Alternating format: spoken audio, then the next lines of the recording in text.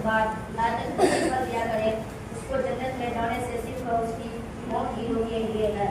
ایک روایت ہے آیات کے آیت کرسی کے ساتھ سورۃ النبأ و حج پڑھنے کا بھی ذکر ہے۔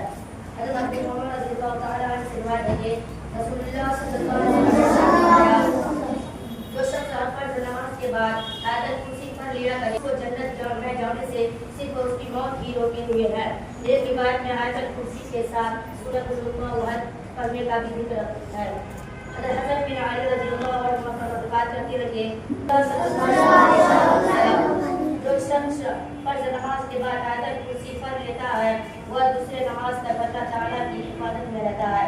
حضرت حسن بن علی رضی اللہ عنہ روایت کرتے ہیں کہ رسول اللہ صلی اللہ علیہ وسلم نے فرمایا، جو شخص فرض نماز کے بعد آیت کرسی پڑھ لیتا ہے وہ دوسرے نماز تک اللہ تعالیٰ کی حفاظت میں رہتا ہے۔ اللہ تعالیٰ